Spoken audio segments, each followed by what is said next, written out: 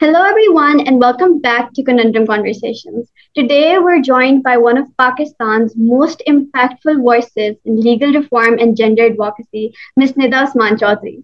Ms. Nida is the founder of the Women in Law Initiative Pakistan and the Lahore Education and Research Network.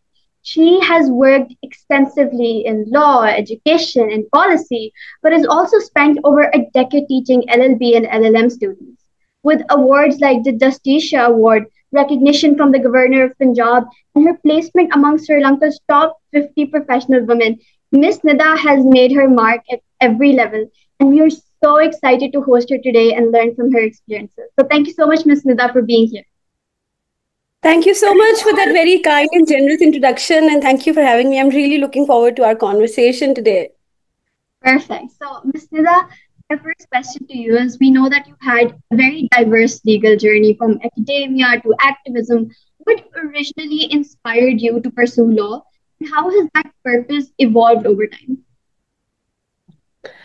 So, law was one of the subjects that I took in my A levels, and it was after a suggestion from one of the family members, and then also because when I was studying, my dean over there during A levels was somebody who was able to sort of guide me that I am good with writing, English, and my, transcripts, and my, ability to sort of stand up for certain causes was something that he was able to identify. And then based on his suggestion, I thought of giving law a chance.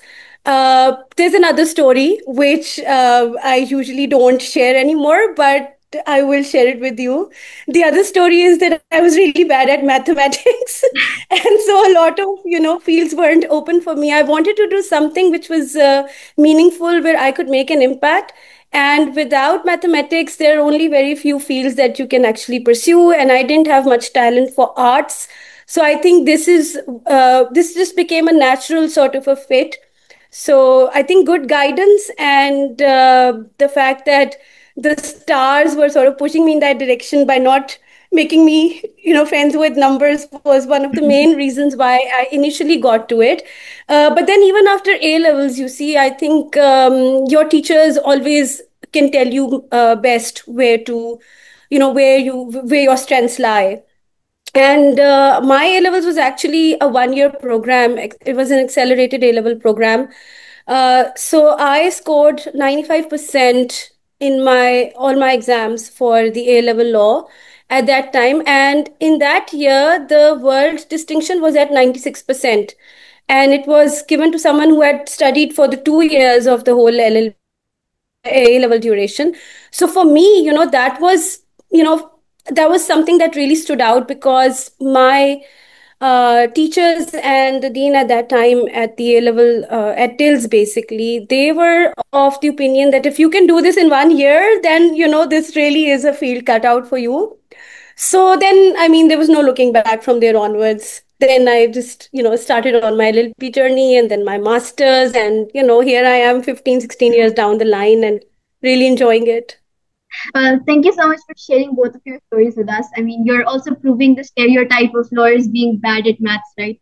So am I. So hopefully that adds into something much more bigger. So, Ms. Nida, you founded the Women in Law Initiative Pakistan nearly a decade ago.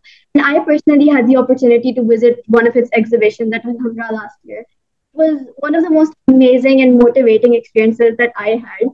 As someone who follows this platform, I can say it is one of the most needed and brilliant organizations in Pakistan. I'm sure our audience would love to know what was the initial vision behind this organization and how has it grown or shifted since then. Yeah, so you see, when we were studying, there were a lot of female colleagues of mine. We were studying, and we were also really good at what we were doing. But all our assignments were on time. We were punctual. We used to come prepared for the classes. We used to read. We were one of those nerdy sort of, bunch of class fellows, trying to make it big in law. And then as soon as we graduated, and we stepped into, or even during our internships, we realized that when you step out from your college campus and that protected environment, all of a sudden you're in a space where you hardly see anybody like yourself whether it's the law firms, whether it's the courts. I mean, courts at that time were such a taboo that even the teachers used to at times sort of, advise that, steer clear from legal practice. Perhaps teaching is the better line for you. Like, and they would say it in all goodwill. I don't doubt their intentions. But of course, that had a huge impact on our progress in the field, on our prospects and career opportunities in the profession, and what we could have made with our law degree. So, gradually you sort of, once you start working, you start experiencing the subtle microaggressions, or the, little discriminations, or the stereotype and bias towards your gender. And that obviously propels you to question as to, where are the women and what are we doing? Like, law school, mein, so many of us were there doing wonderfully well, exceptionally well in all our exams and grades. So, what has happened? What has gone wrong in the profession? And that's one question that led us to set up this initiative. And essentially, basically through Lahore Education Research Network, where we wanted to bridge the gap between legal education, legal practice. So we would host workshops with law students, and we would try to give them and train them on skills that they would need within the first 2 years of their legal practice. So, like, the very basic skills which the law firms usually don't have enough time to teach. So that's what we were working on. And during that, we realized that the starting questions, or the points of concerns that the men had, or the male students had, were very different from the points of concern that female students had. Men were more concerned about when they're going to start getting paid, what is the compensation going to look like, how long till they can actually, earn sufficient money in the profession, so on and so forth. But the female students would often come and even sort of express insecurity about whether or not they'd even get an interview call, or what if they're about to get married, and would that be held against them in terms of, finding the right opportunities in legal practice. So we realized that, this is not just something that we felt or we experienced when we stepped out. And through those conversations, then we realized that, okay, this needs to be a conversation. So initially, this was just a 3-part dialogue series, Women Law Dialogue series. And we just wanted to have a dialogue and understand what the causes are. But they were so insightful, and the conversations that happened made us realize that, this has to be a sustained and consistent effort. And we can't just stop it at the 3 sessions that we've had. And, we just can't put an end to this conversation. And so from that point onwards, the initiative was born, and it sort of took a life of its own. Initially, it was under Lahore Education Research Network as part of a dialogue series that we did.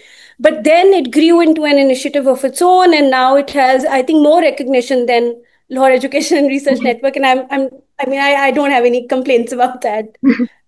So, yeah, these problems are definitely very much prevalent and not and often overlooked. So we're so glad that female leaders like you are taking such initiatives and are building such initiatives and setting these precedents for the future and aspiring female legal professionals like me.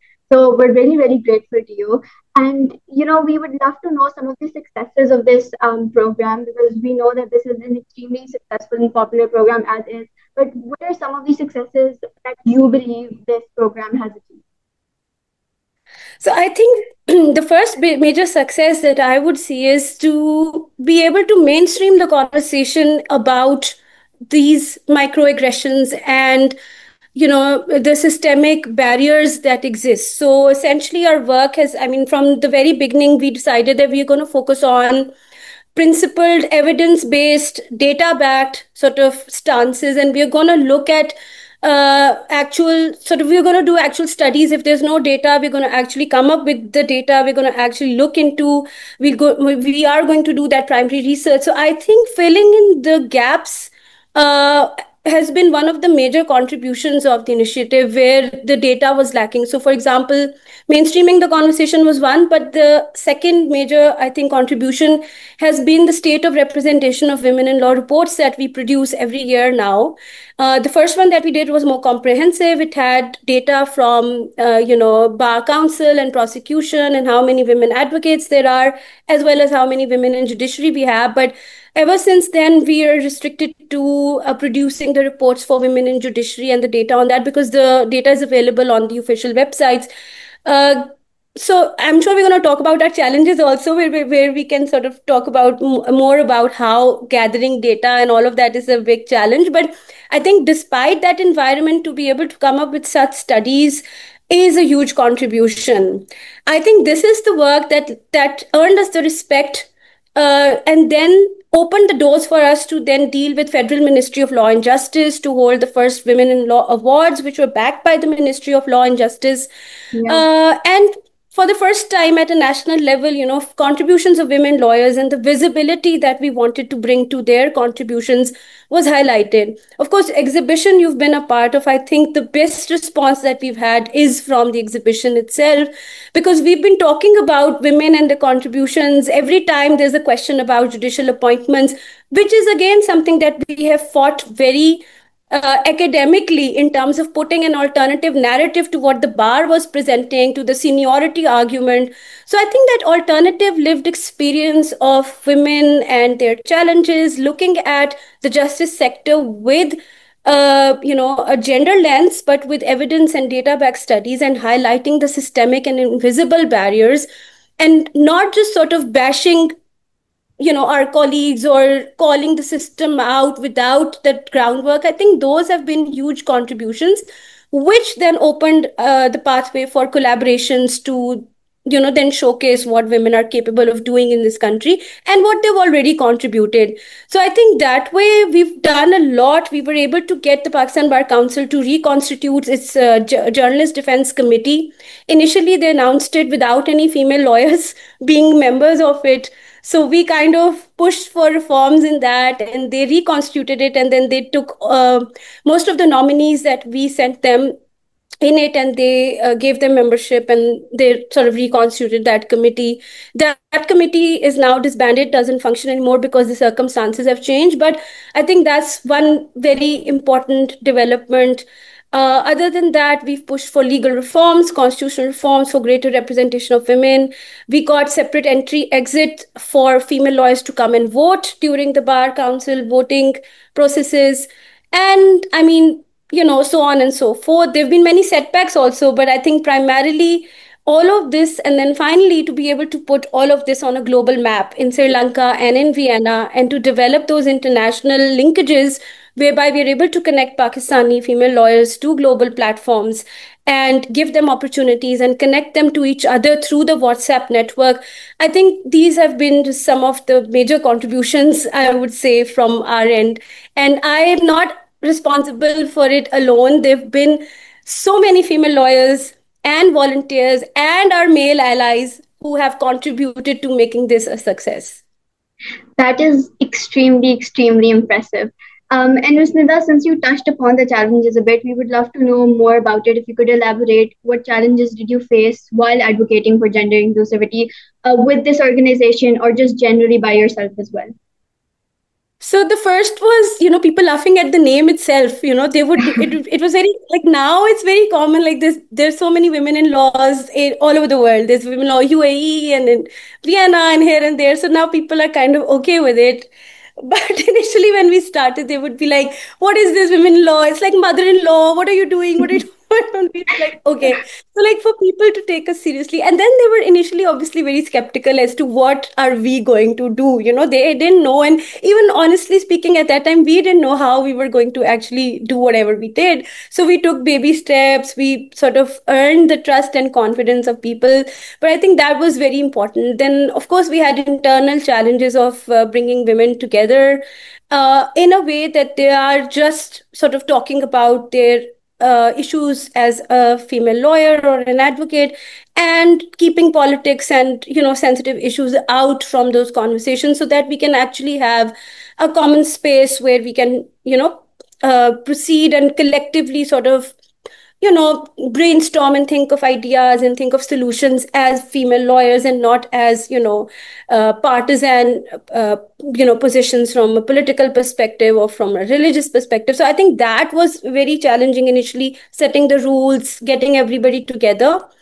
Data, getting gender disaggregated data is a huge challenge, because the bar councils are not collecting it. We've had to literally, ask them to do this as a favor when we were making the state of representation reports initially. So I think that is still a huge challenge. Resources are a huge challenge.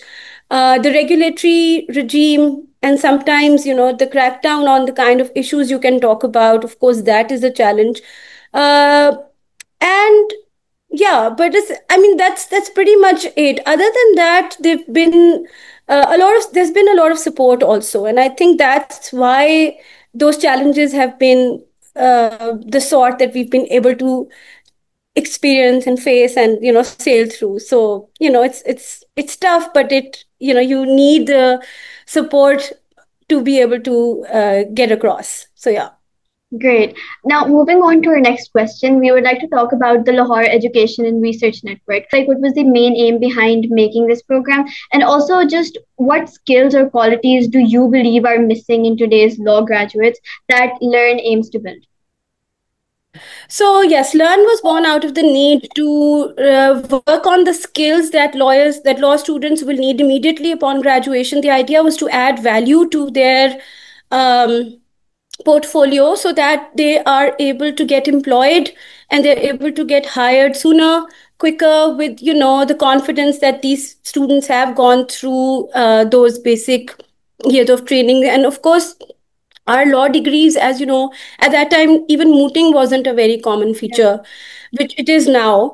So a lot of skills that you need in practice, like to be able to just research law, to be able to find the cases that you need, to be able to come up with a law memo for your senior. How do you manage the files? How do you file initial things, like how do you uh, you know file a case in the court? How do you register a company? How do you take a stay? How do you get bail?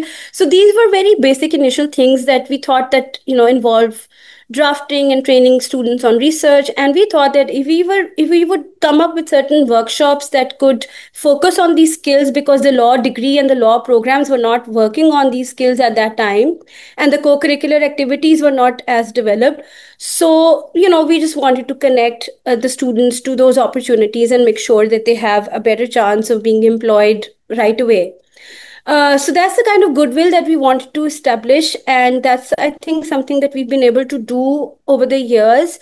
Unfortunately, the biggest challenge in that is that we still don't have enough uh, will to pay for the kind of training and courses that we're getting through such platforms. I mean, people often and students often find it difficult to pay for these courses. So we were never able to really monetize the program or to earn much out of it. Most of the program has been offered on a pro bono basis to law students now. So I think that has been the contribution, where we've given mentorship sessions, and we try to work with students, we try to give them advice. And so far it's been on a pro bono basis, but I would actually like it to be able to sustain itself so that we're able to offer much better programs and training to the students. So at some point I hope to be able to turn it into a more robust program with which is self-sustainable essentially. That's great. And Ms. Nida, you've mentioned a number of skills that you believe are missing in law students today. So is there any way high school students can build these skills early on? What kind of activities would you suggest that they partake themselves in? So what's interesting is that if there are certain skills that they need, then there are also certain skills that they have which we in our generation and the generation before us we lack, particularly with AI and technology and apps and the whole digital sort of platform that we have today, where we are working with templates, where we are working with large language models and all of that. So it's, I think, very important to recognize that young people have lots of skills that are very that just need to be channelized in a productive and a constructive way, as opposed to them relying on things and them losing the ability to think for themselves. So I think it's more about the guidance as to how you can employ these tools and these resources in a way that facilitate you, but but don't take away your ability to think for yourself. And I think that is one of the trickiest waters that the generation that who will be entering the profession now, they will have to navigate very carefully, and they will have to make sure that they are not substituting their own ability to think and write with that of a large language model giving them answers based on certain prompts. So that is obviously very important. And other than that, I think the biggest issue is with the attitude also. Like it's how we approach our profession and our career, and those are soft skills and basic sort of a perspective of how we view ourselves in a work environment. I think there is a lot of entitlement and there is a lot of um, ability of the students to also earn on their own through their own initiatives, because people have built their own platforms. And so the whole conventional idea of working is not, really something that fascinates them. They Yeah. would not want to go through the grill, which is fine. I have absolutely no issues with that. But even that, like, if even if you want to do something of your own, which is a creative or some initiative of your own, I think the discipline and those core values of how you're committed to your endeavor, I think they can't be replaced. So whether you're working for someone else or whether you're working for yourself, those are the values, which is determination, the courage to continue, the courage, just the basic respect of what you have said to someone and honoring that. I think these are really important skills. The ability to talk to people, to send them cold emails and network and engage with them, the ability to talk about your own work and what you can do in a way which doesn't come across as you being pompous or being, like selling yourself out too strong. I think it's a very delicate balance, and social media has made it very difficult um, to not humble brag or to not, get in the pressure of sort of celebrating and showcasing each and every minor thing also as a very major achievement, which is fine. But I think it's important to have the substance along with what you're saying and projecting about yourself, and to just have the basic discipline of, working and fulfilling your commitments. So if something is assigned to you, for example, even if it's not of good quality, even if your work is not of good quality, but you've done your best and you've submitted something on time, I think that characteristic would earn you a lot more praise with your circle of employment and your seniors than an attitude that is dismissive of what your responsibility and contribution is. So I think understanding where you are at a point in time of your career, having that awareness, and then knowing what you need to do to grow and how you can force the way, that's important. Having said that, I do understand that young lawyers are being exploited, and the genuine concerns and the genuine sort of demands that they have, I completely support them in that. I do believe that we do have a very difficult legal profession. The timings are not work life friendly. We need basic compensation, livable wages for young lawyers. There is a lot that they are justified in asking as well. So I think those are again competing but very delicate concerns that need to be balanced from the employers and the employees angle. And I'm pretty sure that young people will be able to, if they're committed and serious, they will be able to find a way around it. Well, thank you so much for that advice, Ms. Nida. This is one of the most unique advices that I've heard, and definitely the most helpful as well. So thank you so much for that. And also, Ms. Nida, we would like to come towards your publications. I've read so many of your publications. You have published in many national and international forums. How important do you think public legal writing and commentary is for shaping legal awareness in the society, especially among youth, like you've mentioned, with the rise of AI and with the rise of lack of awareness and just anti-intellectualism as a whole? How important do you think that is for shaping legal awareness? First of all, thank you so much for telling me that you have read the work, because honestly, when you're writing, sometimes it feels like, you're writing in a vacuum and you're just talking to the walls, because you don't really get this kind of feedback or response from people where you can tell that, okay, this work is actually being consumed, or it's actually being utilized somewhere, and it's only when I come across people like you, or there are very few, but handful of students who kahin na kahin say, they're writing to me. Some people from Peshawar, somebody from Sindh, some people from KP. So every time I engage with students, and some of them come back and say this to me, that they've read the work, I feel so vindicated and I feel like all that effort that I'm putting, like, it sort of re-energizes me and makes me it brings back the faith in writing, that that's something very important that we should all be doing. And I'll tell you why it's important. It's something that we realized when we were challenging the entire seniority narrative that was peddled by the bar when Justice Aisha Malik was supposed to be appointed to the Supreme Court. And at that time, there was no such provision in any of the constitutional articles which would say that it's supposed to be the senior person who has to be appointed. And there were many judgments which were actually going in the other direction as well, saying that it's not a conveyor belt system, and Supreme Court judges are fresh appointments, so on and so forth. So I think a lot of times, the narrative and the dominant voices, people who have platforms, like the Bar Council has a huge platform, anything that they say ends up being a headline or will be reported on. To be able to sort of call that out, and to be able to then back your stance with case law, with judgments, with legal and constitutional provisions, I think that kind of writing is extremely important.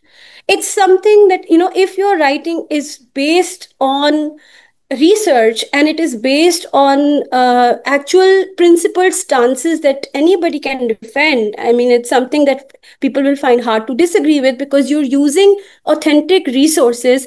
I think that is the kind of writing that is extremely important.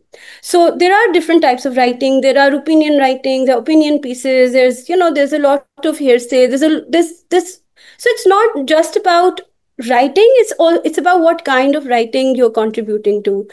And that is why I would always encourage people to write something which is backed by evidence, which is backed by data, which is backed by a principled sort of a stance or some authorities, so that it has an impact. A very funny experience happened. One student invited me to this university of his for some event, and then I would take it as a compliment, but I don't know if I should. But he said something similar to me, that, oh, I read all your work and I think you're an authority on this flana point, even though I disagree with you. And I was just looking at him that, on the one hand, you're calling me an authority on a certain point, and here you're telling me on my face that but you disagree with me. So, I mean, I was just amused that, is that my failure, or is that something that I should be happy about? But I mean, obviously, I took it in a good way. Once I received a letter from her male lawyer. It was a handwritten letter, imagine, in Urdu.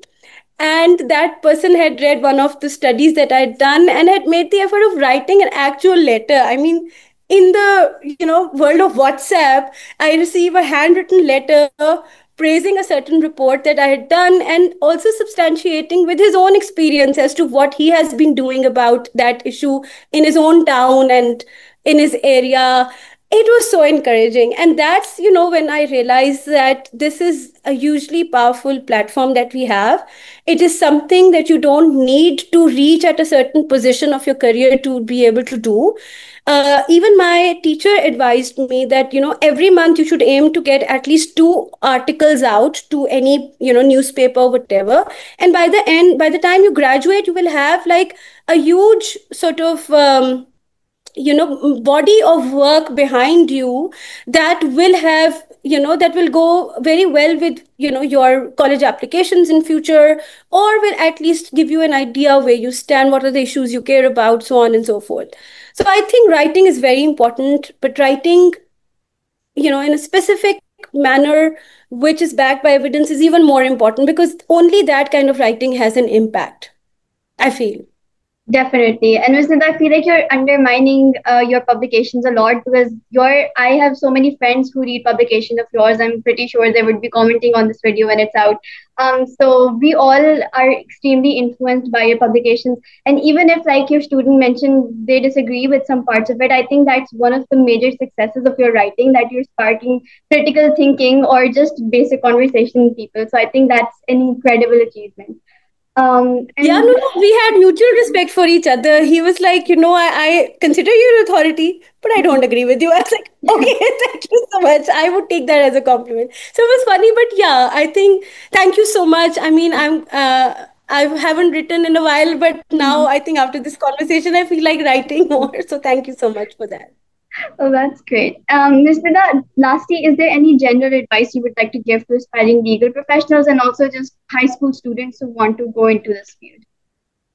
Absolutely. Number one, don't come into this. It's saturated at a point and it's going through a lot of evolution. If you can think of a better career and find a way around it, nothing like it, because right, I mean, obviously it's a little challenging at the moment. But if you're still committed and passionate, the best advice that I can give is to never not seek information, first hand information about the things that can take you forward in your career. So if you want to eventually be a high court judge, for example, you should seek first hand information of what is the career trajectory, what it should look like, what are the technical requirements that you have to meet, when should you get your license, what is required for that, so that you never miss out on any of the technical requirements or a certain time period or a certain number of judgments that you need to show as a lead counsel that you have fought cases in. So that, because this is what happened with me, like I didn't have enough guidance and I didn't know enough people initially, so I applied for my license very late. It affected my seniority. Some of my students got licenses before me and they're my seniors now in the profession.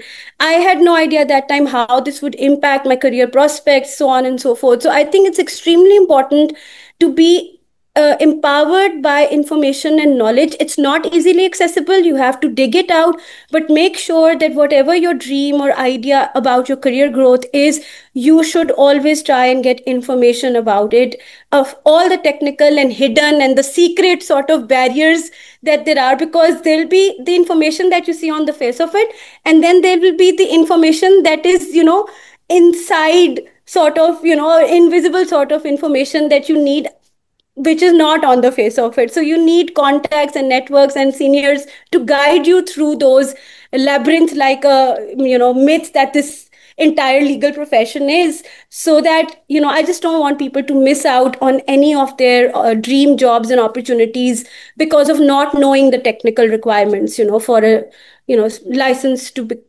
for acquiring a license of a higher tier. Just say, if you want to be a high court lawyer, advocate of the High Court, or an advocate of the Supreme Court, you should know what is required for that. Similarly, for a career in judiciary, for prosecution, for any other positions that you aspire to, you should know what it takes, of what is on the face of it, as well as what is not being spoken about. So all of that, I think that hands-on information can really be very helpful. And don't get discouraged by what other people's experiences in a certain field have been. If you like criminal law, go for it. If you like corporate law, go for it. And if you like tax law, go for it. Don't let other people's experience determine whether that field is for you or not.